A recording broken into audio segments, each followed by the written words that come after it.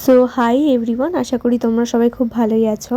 তো আমার আগের ব্লগে তো তোমরা দেখেইছো, আমি বলেছিলাম যে আমরা সেকেন্ড দিন লাটাগুড়িতে থাকছি না, ওখান থেকে যাচ্ছি আমরা পাহাড়ের দিকে।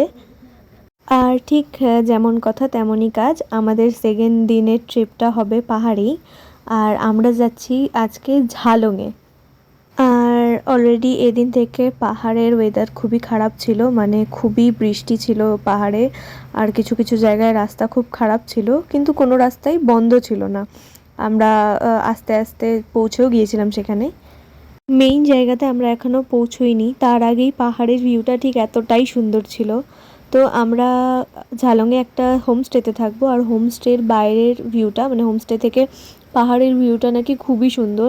আর আমি তো অনেক আগ্রহের সাথে সেই ভিউটা দেখার জন্য অপেক্ষা করছিলাম। বৃষ্টির কারণে পাহাড়ের ওয়েদারটা যেন আরও বেশি সুন্দর লাগছিল, মানে আকাশ থেকে শুরু করে পাহাড়ের সমস্ত গাছ সবটাই যেন সতেজ হয়ে উঠেছিল আরও বেশি।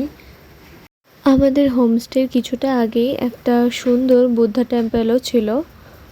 ওহ, গল্প করতে করতে দেখো ভুলেই গেছি হোমস্টেটার নাম বলতে। এই হোমস্টেটার নাম ছিল ঋতিকা ফুডিং অ্যান্ড লজিং।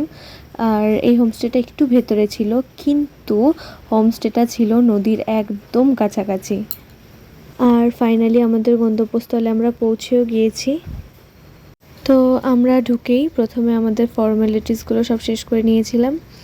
আর একদম ওপরের ফ্লোর থেকে ভিউটা জাস্ট এরকম ছিল। দেন তো ফাটাফাট আমরা সবাই ফ্রেশ হয়ে যাই দুপুরের লাঞ্চটা করব বলে। আর আমাদের রুমের বাইরে এরকম দুটো আরাম কেদারা ছিল, আর ব্যালকনি থেকে পাহাড় প্লাস নদীর ভিউটা ছিল এতটা সুন্দর। যেহেতু আমরা দুপুরে অনেকটাই ঢুকতে লেট করে দিয়েছিলাম, আর বিকেলের পর তো নদীর পাশে যাওয়াও আমাদের হতো না, তার জন্য আমরা তাড়াতাড়ি লাঞ্চটাও সেরে নিই। দুপুরের লাঞ্চের প্রত্যেকটা আইটেমই ছিল সবচেয়ে প্রিয়, আর সাথে এরকম যদি ভিউ থাকে তো এনজয় না করে তো আর পারা যায় না। দেন তো কোনো মতে খেয়েই হেঁটে হেঁটে বেরিয়ে যাই নদীর উদ্দেশ্যে। আর আমি তো বলেছিলামই হোমস্টে থেকে নদীটা অনেকটাই কাছে, তো হেঁটেই আমরা চলে এসেছিলাম। স্টিল আমার চোখের সামনে এখনও সে অপূর্ব প্রকৃতির দৃশ্যটা ভাসছে। আর সত্যি কথা, চোখে যেই সুন্দর দৃশ্যটা ক্যাপচার করা যায়, সেটা যত দামি ক্যামেরা হোক না কেন, সেটা হয়তো কোনো দিনই সেটার মধ্যে বন্দি হয় না।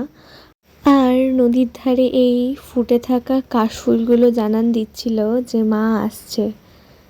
তারপর তো আমার ভেতরের আত্মার লোকটাকে সামলাতে না পেরে গুচ্ছখানেক কাশফুল আমিও তুলে নিই। আর ঠিক সেই সময় এই শান্ত নদীর ঢেউয়ের কলতান যেন কানে আরও বেশি মিষ্টিভাবে বাজছিল। দেন তো সন্ধ্যা নেমে আসার কারণে আমরা বেশিক্ষণ নদীর ধারে থাকতেও পারি না, সুন্দর মিষ্টি মিষ্টি কিছু ছবি তুলে ঘরের দিকে রানা হই। সেকেন্ড ট্রিপের পার্টটা তো এতটুকুই, দেখা হচ্ছে আবার নেক্সট পার্টে। ততক্ষণের জন্য টাটা।